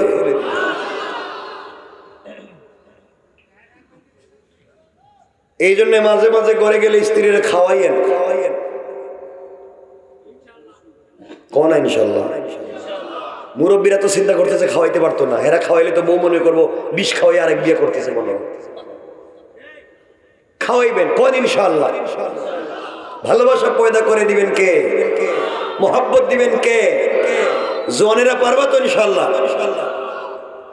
কিন্তু তোমাদের আওয়াজে আমার সন্দেহ হইতেছে যে তোমরা মোহাব্বত করে ভালোবেসে আদর করে নিজের স্ত্রীকে মুখে উঠাইয়া খাওয়াইতে পারবা না। আপনারা মুখে উঠাইয়া ভালোবেসে আদর করে খাওয়াইতে পারবেন ওই পাশের বাড়ির ভাবিরে, ঠিক কিনা? এটা ঠিক কইছে কেটে, এটা ঠিক কইল কেটে। স্ত্রীরে খাওয়াইবার কথা কই কিচ্ছু কয়, ভাবিরে খাওয়াইব কই ঠিক, তাহলে বউ তোমাদের ফিরেইব না থেকে ফিরেইব? সমাজ যদি সুন্দর হয়, পরিবার যদি সুন্দর হয়, এই পরিবারের কোনো বাচ্চা যদি আল্লাহর কাছে কোনো জিনিস চায়, পৃথিবীতে না থাকলেও আল্লাহ দিবেন। সুবহানাল্লাহ পড়েন। এই কথার দিকে গিয়ে আমরা আলোচনা সংক্ষেপ করব, মনোযোগ দিয়ে শোনেন। আমার মুসলমান বন্ধুগণ, গভীর মনোযোগ। যেই কথার দিকে আপনাদেরকে নিয়ে যেতে চাই, মনোযোগ দিয়ে শোনো মুসলমানেরা কি বলতে চায়। ছাড়া তার জন্য কিছুই চলে না। এইভাবে দীর্ঘদিন পর্যন্ত চলে গিয়েছে, মেয়েটা বড় হয়ে গেল। ওই ইহুদির মেয়েটা একদিন তার বাড়িতে গিয়েছে। ইহুদি ডাক দিয়া বলেছে, মেরে ও আমার কলিজার টুকরা মেয়ে, তোমার বয়স হয়ে গিয়েছে মা, আজ না হয় কাল তোমাকে বিয়ে দেওয়া লাগবে। আমি বাবা তোমাকে বিয়ে দিতে চাই, তোমার জন্য একটা পাত্র দেখেছি, তুমি কি বিয়েতে রাজি? ইহুদির মেয়েটা ডাক দিয়ে বলছে, আব্বা জান, আপনি আমার জন্য ছেলে ঠিক করেছেন বাবা, বিয়েতে রাজি কি না আপনি জানতে চাইলেন, বলেন না ছেলেটাকে আমি তো চিনি না। ইহুদি ডাক দিয়া বলেছে, মেরে এই দেশের এক বিশিষ্ট ইহুদি শিল্পপতির ছেলে, টাকার অভাব নাই, দেখতেও সুন্দর, ওই ছেলের কাছে তোমাকে বিয়ে দিতে চাই মা। মেয়ে ডাক দিয়া বলছে, আব্বা জান, আগামী কালকে দুপুর পর্যন্ত আপনি সময় দেন, আগামী কালকে দুপুরের আগে আগে আপনার কাছে ফাইনাল সিদ্ধান্ত জানাইয়া দেই। মেয়েটা বাবার কাছ থেকে বিদায় নিয়া আর কোনো কথা না বাড়িয়ে হযরতে ফাতেমার কাছে চলে গিয়েছে। ডাক দিয়া বলেছে, বোন রে, এই পৃথিবীতে সৃষ্টিকর্তা তোমাকেও সৃষ্টি করেছে, আমাকেও সৃষ্টি করেছে। এই পৃথিবীতে একমাত্র তোমাকে বিশ্বাস করি, ভালোবাসি, তোমার মতো আমানতদার বিশ্বস্ত কাউকে মনে করি না। ফাতেমা, তোমার কাছে আমি এসেছি, আমার জিন্দেগির একটা ফাইনাল সিদ্ধান্ত জানতে চাই, বলো না তুমি কি আমাকে সিদ্ধান্ত দিবা? ফাতেমা ডাক দিয়ে বলছেন, বোনে, আমি মুসলিম, তুমি ইহুদি, তুমি কি জানতে চাও? মেয়ে ডাক দিয়া বলছে, ফাতেমা, আমার বাবা আমাকে বিয়ে দিতে চায়, এক ইহুদির ছেলে ঠিক করেছে, বলো না আমি বিয়েতে রাজি হব কিনা? ফাতেমা বলছেন, বোনে, তোমার পার্সোনাল লাইফে আমি কি কোনো কথা বলতে পারি? মেয়ে ডাক দিয়া বলছে, ফাতেমা, আমি দেখেছি দীর্ঘদিনে তোমার কাছে পর্যন্ত এই পৃথিবীর যত নারীরা তোমার কাছে পরামর্শের জন্য এসেছে, সবাইকে লাইফে তুমি চমৎকার চমৎকার পরামর্শ দিয়েছ, সবার লাইফ কামিয়াবি আর সফলতা এসেছে। তোমার কাছে আমি জানতে চাই, তুমি বলো না বাবার দেখানো সেই মেয়েকে বিয়ে করব কিনা? ফাতেমা ডাক দিয়ে বলছেন, বোন রে, এই পৃথিবীতে কোনো বাবা চায় না তার মেয়েটা কষ্টে থাকুক, পৃথিবীর সকল বাবারাই চায় তার মেয়েটার ভালো জায়গায় বিয়ে হয়ে যাক, মেয়েটা শান্তিতে বাকি জিন্দেগি কাটাইয়া দেখ। বোন রে, আমার মন বলছে তোমার বাবা তোমার জন্য যে ছেলে ঠিক করেছে ওই বিয়েতে রাজি হয়ে যাও, এখানে কল্যাণ রয়েছে। ইহুদির মেয়েটা চোখের পানি ছেড়ে দিয়া ফাতেমাকে জড়াইয়া ডাক দিয়া বলেছে, ফাতেমা, তুমি বলেছো আমি বিয়েতে রাজি হয়ে যাওয়ার জন্য, ফাতেমা, তোমার কথায় আমি বিয়েতে রাজি হয়ে যেতে পারি, কিন্তু বোন রে, আমার একটা শর্ত আছে, ওই একটা শর্ত থাকলেই বিয়েতে রাজি। ফাতেমা বলছেন, বলো না তোমার শর্ত কি? মেয়ে ডাক দিয়া বলছে, ফাতেমা, একমাত্র কেবলমাত্র আমার মন বলছে আসমানের নিচে জমিনের উপরে তোমার মতো ভদ্র আমানতদার আর কোনো মেয়ে নাই। তুমি যদি আমার বিয়েতে যাও, আমার শর্ত হলো তুমি যদি আমার বিয়েতে যাও, আমার পাশে বসে আমাকে আশীর্বাদ করে দেও, আমার পাশে বসে আমাকে দোয়া করে দেও, তাহলেই শুধুমাত্র আমি বিয়েতে রাজি। ফাতেমা ডাক দিয়ে বলছেন, বোন রে, আমি মুসলিম, তুমি ইহুদি, তোমার বিয়েতে যদি আমি যাই, মানুষ আমার বাবাকে গালি দিবে, মানুষ আমাকেও গালি দিবে। কেমনে ইহুদির মেয়ের বিয়েতে মুহাম্মদের মেয়ে গেল? এই জন্যে তোমার বিয়েতে আমি যেতে পারবো না। মেয়ে ডাক দিয়ে বলছে, ফাতেমা, তুমি যদি আমার বিয়েতে না যাও, এই পৃথিবীর কোন ছেলেকে কিন্তু আমি বিয়ে করব না। এক পর্যায়ে ফাতেমা বলে ফেললেন, বুঝলে ইনশাআল্লাহ তুমি চলে যাও, আমি তোমার বিয়েতে যাব। আমার বন্ধুগণ, আস্তে আস্তে মেয়েটা চলে গিয়েছে। বাবার কাছে গিয়ে বলছে, আব্বা যা, ও বাবা, তুমি আমার জন্য যেই ছেলে ঠিক করেছ ওই বিয়েতে কিন্তু আমি রাজি। আমার বাইরা এক পর্যায়ে ইহুদি এলাকার সবাইকে দাওয়াত দিতেছে, সবার কাছে দাওয়াত পৌঁছে দিচ্ছে। আমার একমাত্র মেয়ে, সন্তান মাত্র একটা, বিয়েতে রাজি। আমি আমার মেয়েকে বিয়ে দিতে চাই। সবাইকে দাওয়াত দিতে শুরু করলো। মেয়ে ডাক দিয়া বলছে, আব্বা যান, আমি যে বিয়েতে রাজি বাবা, একটা শর্তে রাজি। মারে, তোমার শর্ত কি? বাবা, আমার শর্ত হলো আমার বান্ধবী মুহাম্মদ ইবনে আব্দুল্লাহর মেয়ে ফাতেমা, তাকে আমি ইনভাইট করেছি, তাকে আমি দাওয়াত করেছি, ও কিন্তু আমার বিয়েতে আসবে, এই জন্য আমি বিয়েতে রাজি। ইহুদির যেন পায়ের রক্ত মাথায় উঠে গিয়েছে, আসমান ভেঙে মাথায় পড়েছে। কি বলতে চাও? মারে, তুমি কি বলতে চাও? মুহাম্মদ আমার জাত শত্রু, যা রক্তের সঙ্গে আমার দুশ্মনী, তার মেয়েকে যদি আমার বাড়িতে দাওয়াত করো, তার চাইতে লাঞ্ছনা অপমানের কিছু হতে পারে না। এই বিয়ে কোনোভাবেই হতে পারবে না। ফাতেমা আসলে তোমাকে জিন্দেগিতে বিয়ে দিব না। এক পর্যায়ে ডাক দিয়ে বলছে, প্রয়োজনে তোমাকে মেরে ফেলবো।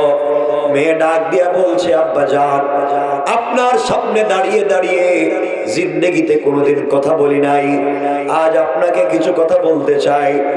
বাবা, আমি জানতে চাই, এই পৃথিবীতে কোনোদিন তোমার সামনে দাঁড়িয়ে কথা বলিনি, আজ আমি তোমাকে বলে দিতে চাই, ফাতেমাকে যদি আমার বাড়িতে আসতে আপনি বাধা দেন, ফাতেমাকে যদি আমার বাড়িতে আমার বিয়েতে আপনি আসতে বাধা দেন, জিন্দেগিতে আপনি আমাকে বিয়ে দিতে পারবেন না, হত্যা করতে পারেন, মরে যেতে পারি, এই পৃথিবীর কোন ছেলেকে কোনোদিন বিয়ে করব না।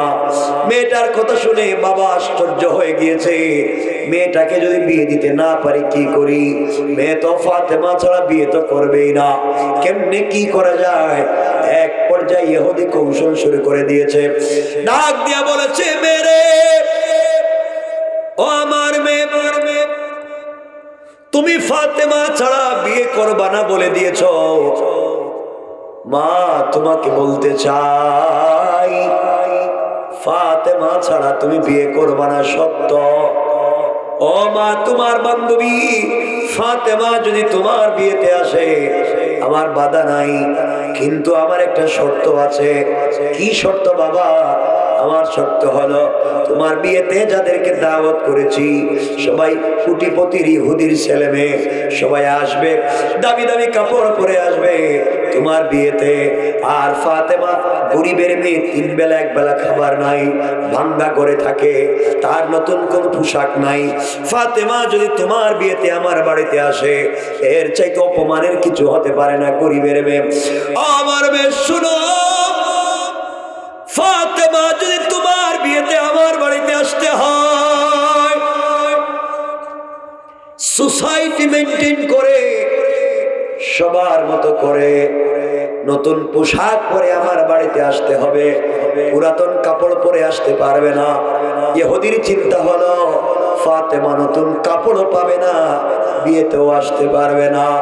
আমার বন্ধুগণ, মেয়েটা দৌড়িয়া ফাতেমার কাছে এসে বলছে, বোনরে তুমি আমার বিয়েতে যাওয়ার বাপ চায় না, তোমাকে গালি দেয়, তোমার বাপকে গালি দেয়, মুসলমানদেরকে গালি দেয়, আমার বাপ তো তোমাকে সহ্য করতে পারে না।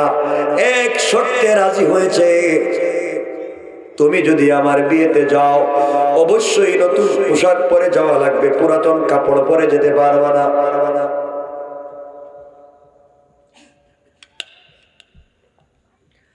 ফাতেমা ডাক দিয়ে বলেছেন, শোনো,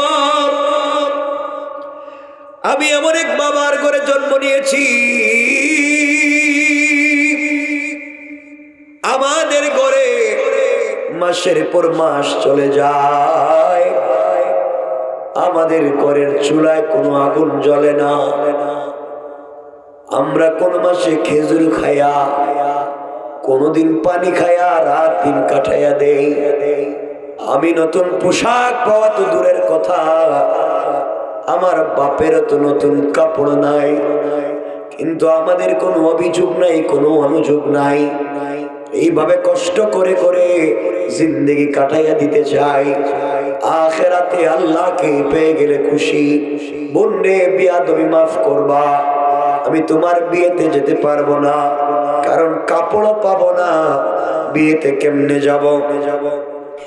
ইহুদির মেয়ে কান্না করে ফাতেমাকে জড়িয়ে বলেছে, ফাতেমা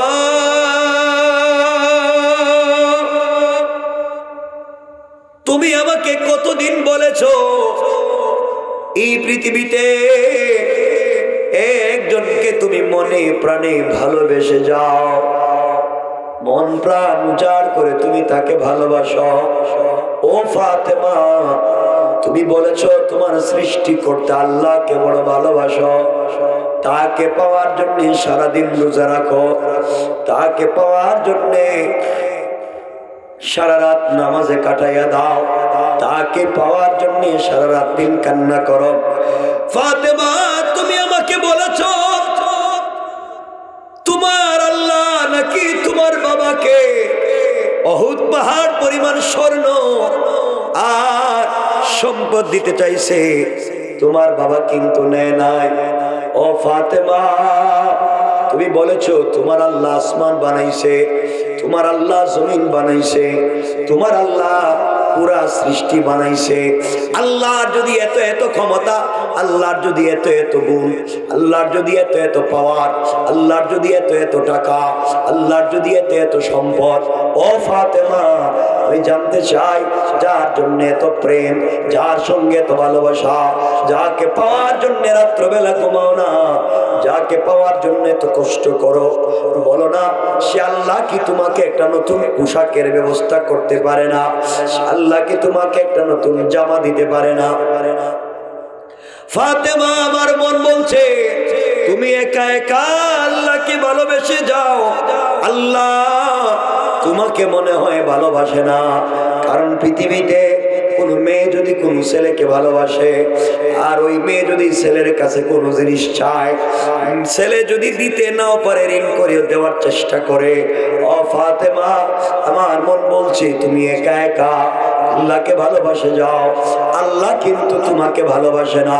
ফাতেমা সত্যি যদি তুমি তোমার আল্লাহর কাছ থেকে আমার বিয়েতে যাওয়ার জন্য কোনো সিলায় একটা কাপড়ের ব্যবস্থা করতে পারো, আমি কথা দিলাম আমি কালিমা পড়ে মুসলমান হয়ে যাব। সুবহানাল্লাহ জোরে পড়ে। আপনাদের কষ্ট হচ্ছে আমি জানি, রাত্র হয়ে যাচ্ছে অনেক, আপনাদের অসুবিধা হইতেছে, কারণ নিচে দিয়া ঠান্ডা, উপর দিয়ে পানি পড়ে, পানি পড়ে না, পানি পড়ে তো আমি দেখতেছি পড়তেছে ফুটে ফুটে।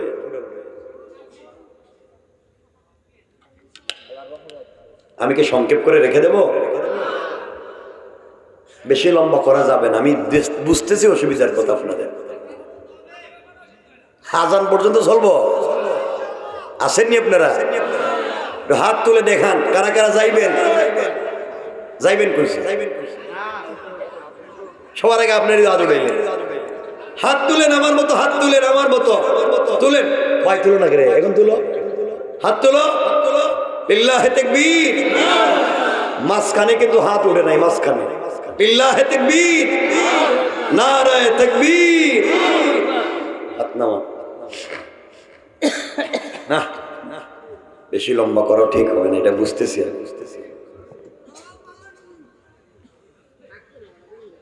আমার ভাইরা শুনেন না, বলতেছি তো। ফাতেমাকে ওই মেয়ে বলছে, ফাতেমা তুমি আল্লাহরে ভালোবাসো? তোমার আল্লাহ যদি তোমাকে একটা কাপড় দিতে পারে, বিশ্বাস করবো তোমার আল্লাহ তোমারে ভালোবাসে আর আমি মুসলমান হব। আর যদি দিতে না পারে, বুঝবো আল্লাহ ভুয়া, তোমার প্রেম ভুয়া। নাউজুবিল্লাহ বললেন না? ফাতেমা আল্লাহর নাম শুনে সিজদায় পড়ে গিয়েছেন, আর সিজদায় গিয়ে আল্লাহকে ডাক দিয়া বলেছে, আল্লাহ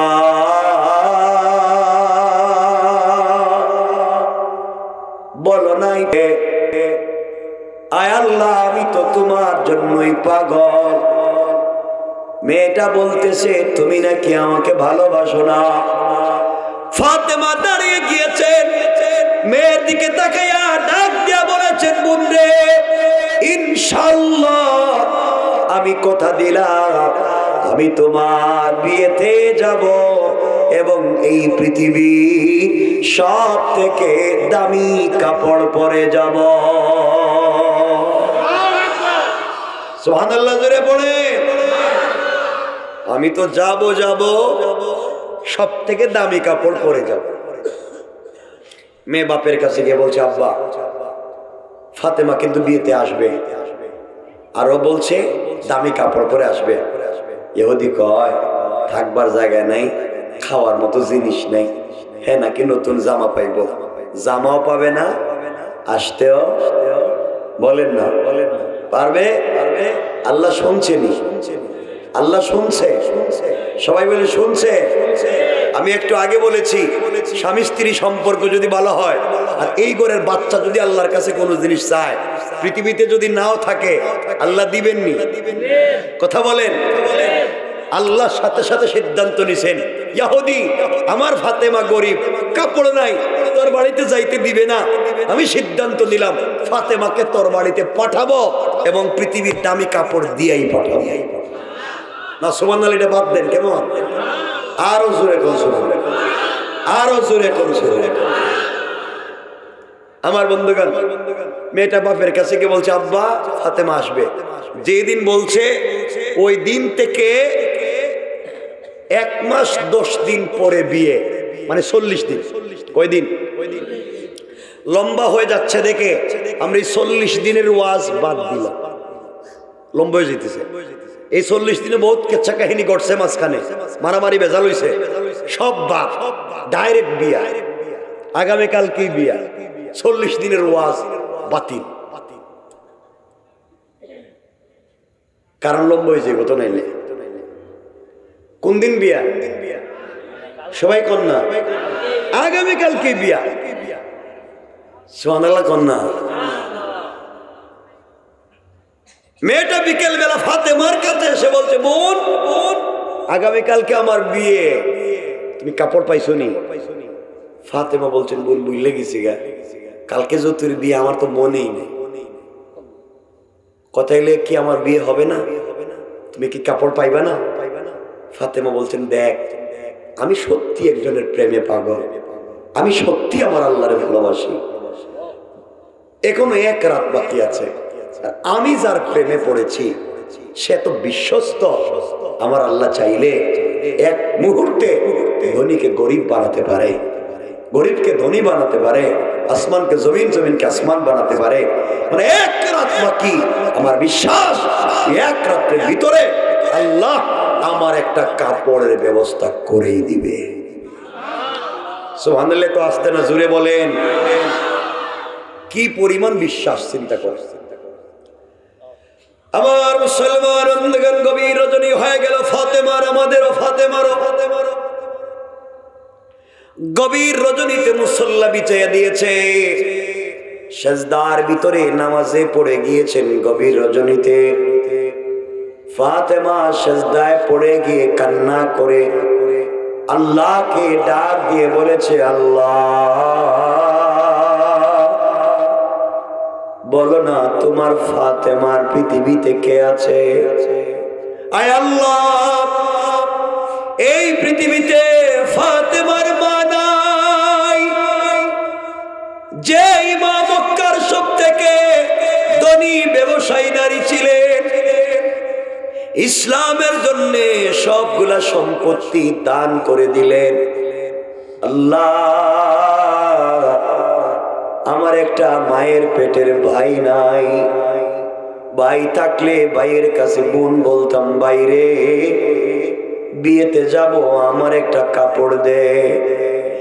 আয় আল্লাহ, আমার ভাই নাই, আমার মা দুনিয়ার জমিনে নাই, আমার বাবা দুনিয়ার জমিনে বেঁচে আছে।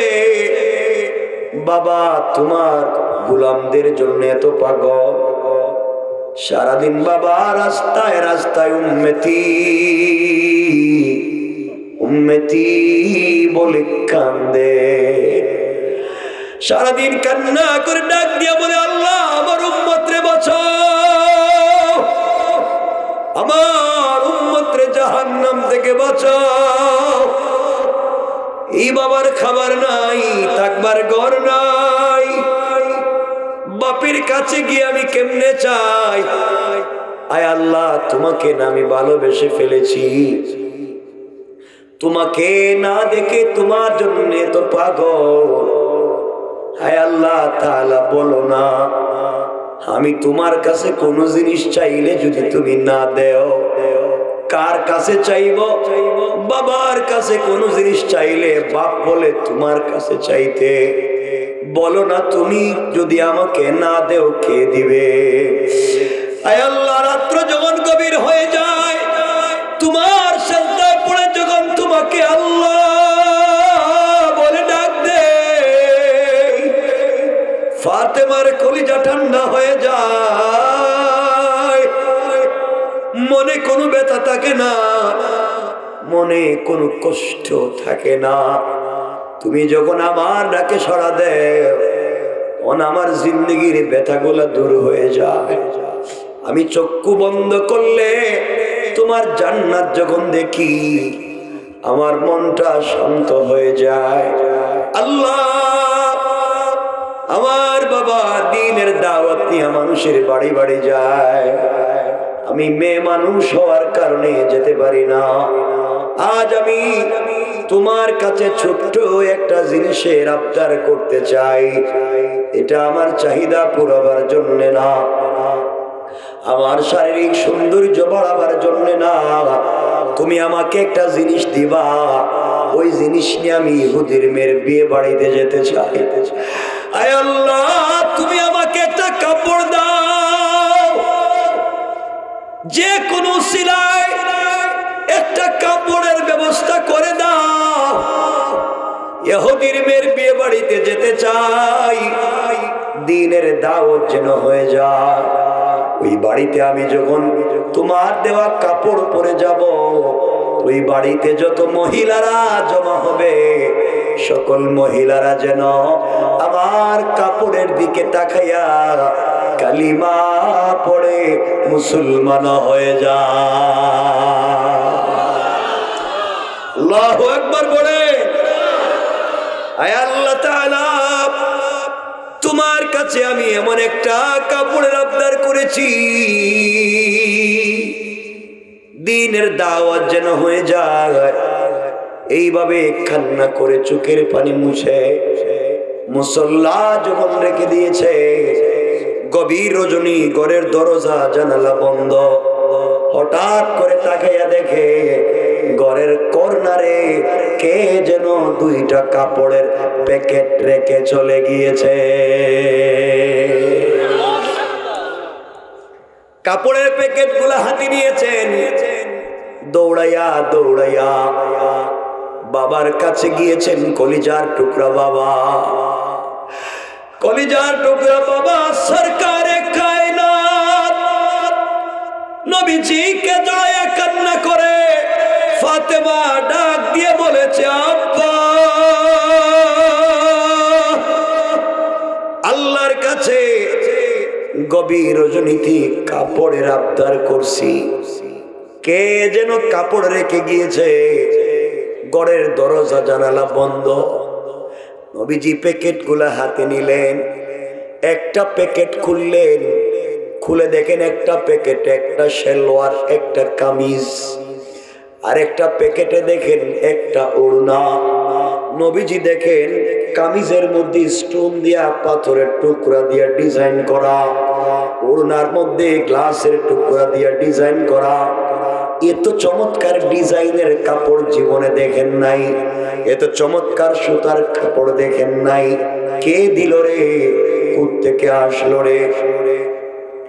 এমন সময় শুনেন কে যেন ঘরের দরজায় নক করেছে, ঘরের দরজায় ডাক দিয়েছে। নবীজি দরজা খুলে দিলেন। দরজা খুলে দিয়া দেখেন জিবরিল আমিন হাজির। জিবরিল আমিন রাসূলকে সালাম দিলেন আর ডাক দিয়া বলছেন, ইয়া রাসূলুল্লাহ, আল্লাহর পক্ষ থেকে সালাম গ্রহণ করুন। আপনার মেয়ে ভাঙ্গা ঘরে থেকে খেয়ে না খেয়ে আল্লাহর সাথে এমন সম্পর্ক করছে, আজকের রাত্রে আল্লাহর কাছে একটা কাপড়ের আবদার করছে।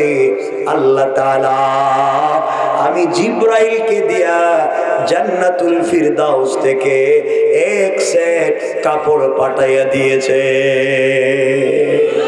সুবহানাল্লাহ, জোরে পড়ে। আমার নবীজি ফাতেমাকে জড়িয়ে ধরলেন, মা মোরা মেয়েটার সাথে কাঁদলেন। আরে আজকে তার মা নাই, তার মনে কত আশা মেয়েটা কেমন হয়েছে দেখবে। আজ খাদিজা নাই, তার মেয়ে বড় হয়ে গিয়েছে। নবীজি বলছেন, মা এই নাও তোমার কাপড়, এই কাপড় পরে আগামীকালকে ইহুদির মেয়ের বিয়ে বাড়িতে যাইবা, পর্দার সঙ্গে যাইবা। কথা কি বুঝছেন? এখানেও লম্বা কথা।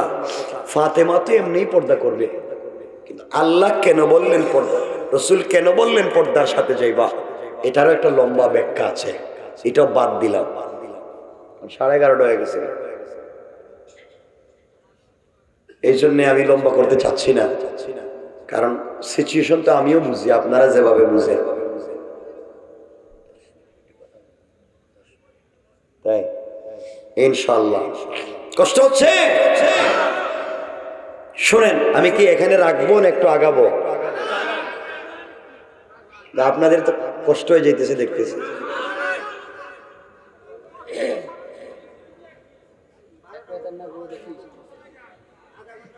আচ্ছা শোনেন, কথা বললেন না, একটু বলতেছি,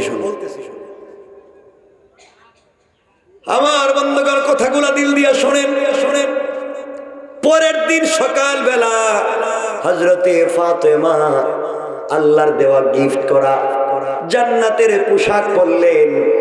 একে তো খাদিজার গর্ভে রাসূলের ঔরসে জন্ম নেওয়া এমন একটা মেয়ে যাকে আল্লাহ জান্নাতের নেত্রী বানাতে চায়, যাকে আল্লাহ যার সন্তানদেরকে ভবিষ্যতে জান্নাতি যুবকদের নেতা বানাতে চায়, যাকে আল্লাহ আলীর জন্য রেডি করেছে। এই মেয়েটা যখন জান্নাতের কাপড় পরছে, মনে হয় যেন জান্নাত থেকে জমিনে কে নেমে এসেছে। ফাতেমা কাপড় পরলেন, আস্তে আস্তে করে ইহুদির মেয়ের বিয়ে বাড়িতে পৌঁছে গেলে। যখনই ঘরের ভিতরে ঢুকলেন, এই বাড়িতে যখন কাপড় পরে ঢুকেছেন, পুরোটা বাড়ি জান্নাতুল ফিরদাউসের কাপড়ের ঘ্রাণে মুখরিত হইয়া, পুরাটা বাড়ি জান্নাতি কাপড়ের আলোতে পুরাটা বাড়ি আলোকিত হয়ে গিয়েছে। এই বাড়িতে যত মহিলারা আসছে, সবাই এসে ফাতেমার কাপড়ে হাত দিয়ে বলছে, বোন রে, বলছিলাম শুনছি তুমি নাকি আসবা না, এত দামি কাপড় কোথায় পাইছো, থেকে পাইলা? ফাতেমা বললেন কিনে আনছি। সুবহানাল্লাহ। কি করছি? মহিলারা চিন্তা করে, আমরা দেশের সব মার্কেট চিনি, দোকান চিনি, মার্কেটের সিফা গল্লি চিনি, কোন জায়গায় ফুচকা পাওয়া যায়, কোন জায়গায় ছটপটি পাওয়া যায়, সব আমাদের জানা আছে। ফাতেমা যে মার্কেট থেকে কাপড় আনলো, সেটা কিন্তু আমরা চিনি না নি, তাহলে এই কাপড় আমরা দেখলাম না কেন? ফাতেমা বলছেন, দেখো আমি যে মার্কেট থেকে কাপড় কিনছি, তোদের বাপ দাদা 14 গোষ্ঠীর সম্পত্তি বিক্রি করলেও এই মার্কেটে যাওয়ার তৌফিক নেই। সুবহানাল্লাহ বললেন না? আরো জোরে বলেন। মহিলাদের জিদ কম না বেশি? সবাই বলে জিদ উঠে গেছে। কই কি গরিবের মেয়ে, আমরা নাকি মার্কেটে যাইতে পারতাম না। যেই মেয়েটার বিয়ে হওয়ার কথা, ওই মেয়েটা এসে ফাতেমাকে বলছে, বোন তুমি এই কাপড় পরছ। বাবের কাছে গিয়ে বলছে, আব্বা আজকে বিয়ে করবো না। করবে না কেন? তুমি বলছিলে ফাতেমা আসতে পারবে না। ফাতেমা যে কাপড় পরে আসছে, আর তুমি আমার এই যে কাপড় দিছ, এই কাপড় দিয়া তো ফাতেমার জুতাও মুছা যাবে না। সুবহানাল্লাহ বললেন না? আমি এই বিয়েতে রাজি না, তুমি ফাতেমার মতো কাপড় দিবা, এরপরে বিয়ে করবে। এই কাপড় কই পাইতো? এই কাপড় আসেনি কোনো জায়গায়। কথা কন না কেন? আছে। তাহলে এখন কি হইতেছে বিয়ে বাড়ির অবস্থা? চিন্তা করেন। এই বাড়িতে যত মহিলারা আসছে, সকল মহিলারা দাঁড়িয়ে বলছে, শোনো পুরুষেরা, এই বিয়ে বাড়িতে এক ফোঁটা পানিও কেউ পান করতে পারবে না যদি ফাতেমার মতো কাপড় আমাদেরকে না দেয়। লাগছে নি পেস? কথা কন না কেরে? এই কাপড় কি মাদারীপুরে পাওয়া যাইব? এই গোপালগঞ্জে পাওয়া যাইব? বরিশালে, খুলনা, ঢাকায়, ধানমন্ডি, কোন জায়গায় নেই। সব মহিলারা এসে বলতেছে, ফাতেমা এই বাড়িতে আজকে বিয়ে শাদী হবে না। যেই মেয়ের বিয়ে হওয়ার কথা, হেও বলছে আমি বিয়ে করতাম না, আগে হে কাপড় লাগবে। তুমি কোত্থেকে আনছো? ফাতেমা বলছেন, আমি যে দোকান থেকে আনছি, তোদের কিডনি বিক্রি করলেও এই দোকানে যাইতে পারবা না। সুবহানাল্লাহ নাই? এর চাইতে কাজ করো, আমার পরনে যে কাপড় দেখতেছ, এটা তোদের বডিতে একটা গসা দিয়া বাড়ি থেকে ঘুমাও, এই গেরান লইয়া ঘুমায় যায়। কাপড় পরার তৌফিক নাই। যখন এরা দেখছে গরিবের মেয়ে আমাদেরকে যে থ্রেট দিতেছে, তারা বলছে, ফাতেমা প্রয়োজনে বাপ দাদার বাড়ি বিক্রি করবো, দরকার হলে সম্পত্তি বিক্রি করবো, দরকার হলে কিডনি বিক্রি করবো, এরপরে কাপড় কিনতেইব। তুমি কাপড়টা কোন মার্কেট থেকে আনছো? ফাতেমা বললেন, শোনো, এতই যেহেতু তোমরা চাপাচাপি শুরু করেছ, যেই দোকান থেকে কাপড় কিনেছি এই দোকানের নাম জান্নাতুল ফিরদাউস। যেই মার্কেট থেকে কাপড় কিনেছি ওই মার্কেটের নাম জান্নাত। মহিলারা চিন্তা করে, জান্নাতুল ফিরদাউস, জান্নাত। আমাদের মার্কেটের নাম তো সলিমউদ্দিনের মার্কেট, হেডে কি মার্কেটের নাম করে? এটা তো জিন্দেগি তো শুনলাম না। ফাতেমা কই মার্কেট তো জিন্দেগি তো নাম শুনি নাই। তোমরা শুনবা কেমনে? তোমরা কি আমার মতো নাকি? এখানে যে কেউ যাইতে পারে না। এটা আমার মতো সোসাইটি যারা মেনটেন করে তারাই মার্কেটে যাইতে পারে। সুবহানাল্লাহ বললেন না? মহিলারা দেখছে আমাদের তো বেইজ্জত করতেছে রে। ফাতেমা বলো, এই মার্কেটে যে রাস্তা দিয়ে গেছো, গ্রামের কোন দিক থেকে রাস্তাটা? হেরা মনে করছে আপনাদের গ্রামের পিছন দিকে মনে রাস্তা গেছে। ফাতেমা বললেন, শোনো, যেই দোকান থেকে কাপড় কিনেছি ওই দোকানের নাম জান্নাতুল ফিরদাউস। যেই মার্কেট থেকে কাপড় কিনেছি ওই মার্কেটের নাম জান্নাত। আর ওই মার্কেটে যে রাস্তা দিয়ে গিয়েছি ওই রাস্তা হলো ইহদিনাস সিরাত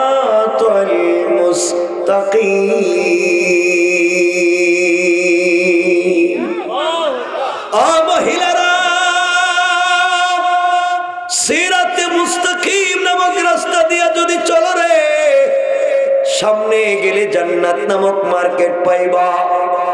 ওই মার্কেটে গেলে জান্নাতুল ফিরদাউস নামক দোকান পাইবা। ওখানে গেলে আমার চাইতে আরো দামি দামি কাপড় পাইবা। সুবহানাল্লাহ খান। মহিলারা চিন্তা করে জান্নাত, জান্নাতুল ফিরদাউস, সিরাতে মুস্তাকিম, এটা তো নামই শুনলাম না। ও ফাতেমা, সত্যি কথা কও, এই রাস্তা দিয়ে কেমনে যাওয়া যায়? যা হবার হয়েছে বল, আজকে কাউরে চিনি না, এই মার্কেটে যাওয়াই লাগবে, বলো না রাস্তা কই? ফাতেমা বলছেন, শোনো, এটা ভিআইপি রাস্তা, এটা সিকিউর রাস্তা, যে কেউ চাইলে রাস্তা দিয়ে চলতে পারবে না। এই রাস্তা দিয়ে চলবে তারাই যাদের কাছে আইডি কার্ড আছে, পরিচয় পত্র আছে। পরিচয় পত্র থাকলেই হবে না, একটা গোপন পিন নাম্বার আছে। এই পিন নাম্বার যদি সঙ্গে রাখতে পারো, তাহলে সামনে গেলে সব পাইবা। মহিলারা বলছে, ফাতেমা, আইডি কার্ড কি, পিন নাম্বারটা কি, একটু বলো। ফাতেমা বললেন, শোনো, যে আইডি কার্ড সঙ্গে থাকলে তোমরা সিরাতে মুস্তাকিমের রাস্তা পাইবা, ওই আইডি কার্ডের নাম হলো ইসলাম, আর পিন নাম্বার হলো লা ইলাহা ইল্লাল্লাহ মুহাম্মাদুর রাসূলুল্লাহ। ও মহিলারা, লা ইলাহা ইল্লাল্লাহ নামক পিন নাম্বার যদি দিলে পনে প্রাণে রাখতে পারো রে, সঙ্গে যদি ইসলাম নামক আইডি কার্ড রাখতে পারো, সামনে গেলে জান্নাত নামক মার্কেট পাইবা, আরো সামনে গেলে জান্নাতুল ফিরদাউস নামক দোকান পাইবা। ওখানে গেলে পরে আমার চাইতে আরো দামি দামি কাপড় পাইবা। মহিলারা বলছে, ফাতেমা, দরকার হলে সব বাদ দিয়ে দিব, এরপরেও তোমার এই আইডি কার্ড নিয়ে মার্কেটে যাওয়া লাগবে। ফাতেমা বলছেন, সত্য কথা কই? বলে, হ্যাঁ সত্য কথাই কও। আসলে আমি কাপড়টা কিনে আনি নাই। কিনো নাই তো এত কথা বললা? আমার সাথে একজনের প্রেম, আমি একজনকে ভালোবাসি, হেও আমারে ভালোবাসে, আর এই ভালোবেসে এটা আমারে গিফট করছে। সুবহানাল্লাহ বললেন না? মহিলারা কই, ভালোবেসে এত দামি কাপড় যে গিফট করতে পারে, দরকার নাই তোমার মার্কেটের, দরকার নাই দোকানের, এই মালিকটারে খুঁজে বাহির করা দরকার, যে গরিবের মেয়ের সাথে প্রেম করে এত দামি জিনিস দিতে পারে। আমরাও তো প্রেম করি, আমাদেরকে 2 টাকা দিয়ে বাদামও কিনে দেয়, দরকার নেই, এই মালিককে খুঁজে বাহির করা লাগবে। ফাতেমা বলছেন, সত্যি এই মালিক তো, তোমরা যদি আইডি কার্ড, ইসলাম নামক আইডি কার্ড নিতে পারো, লা ইলাহা ইল্লাল্লাহ নামক পিন নাম্বার নিতে পারো, সিরাতে মুস্তাকিমের রাস্তা চলতে পারো, সামনে গেলে জান্নাত নামক মার্কেট পাইবা, ওখানে গেলে জান্নাতুল ফিরদাউস নামক দোকান পাইবা, ওখানে গেলে আমার মালিককেও পাইবা।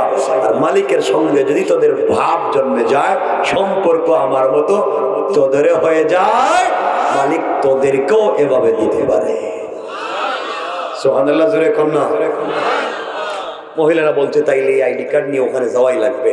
বোন, আইডি কার্ড কই পাওয়া যায়?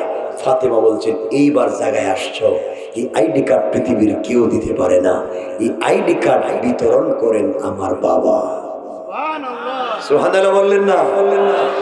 এই আইডি কার্ড বিতরণ করে আমার বাবা, লা ইলাহা ইল্লাল্লাহ নামক পিন নাম্বার বিতরণ করেন আমার বাবা। কিন্তু তোমরা আমার বাপকে দেখতে পারো না, আমার বাপকে গালি দেও, আমার বাপকে মারতে চাও। আমার বাপ তো খারাপ কোনো কথা বলে না, আমার বাপ তো আইডি কার্ডের কথা কয়, আমার বাপ তো পিন নাম্বারের কথা বলে, আমার বাবা তো সিরাতে মুস্তাকিমের কথা বলে, আমার বাপ তো জান্নাতের কথা বলে, আমার বাপ তো জান্নাতুল ফিরদাউসের কথা বলে, আমার বাপ তো এই মালিকের সঙ্গে সম্পর্কের কথা বলে। কিন্তু তোদের বাপ দাদারা আমার বাপকে দেখতে পারে না।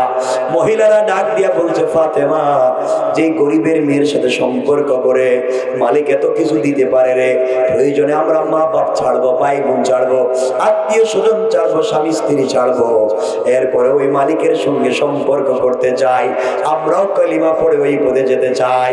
এই বলে কেউ বলেছেন, সংক্ষেপ করে দিলাম লম্বা কথা, কেউ বলেছেন 350 জন, কেউ বলেছেন 352 জন, কেউ বলছেন 470 জন, কেউ বলছেন 472 জন মহিলা একসাথে ফাতেমার কাপড়ের দিকে তাকাইয়া কালিমা পড়ে মুসলমান হয়ে যায়।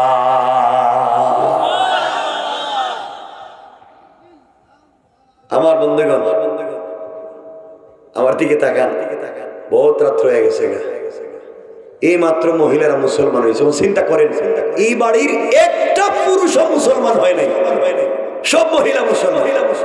যেই মেয়ের বিয়ে হওয়ার কথা ওই মেয়েও মুসলমান। এই বাড়ির কি অবস্থা হইতেছে চিন্তা করতেছেন নি? আসুন, আর 2.25 ঘন্টা হয়ে গেছে, আর সামনের দিকে যেতে চাই। এই বাড়িতে এখন বর্তমানে কি অবস্থা চলতেছে, পুরুষদের সঙ্গে মহিলাদের কি অবস্থা হইল?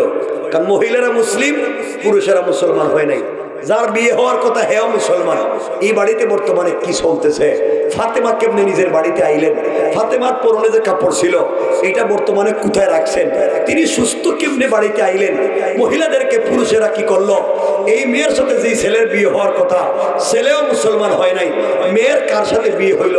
ছেলে কারে বিয়ে করলো? এই বাড়িতে শেষ পর্যন্ত কি হইল? মহিলারা কেমনে আইল? সব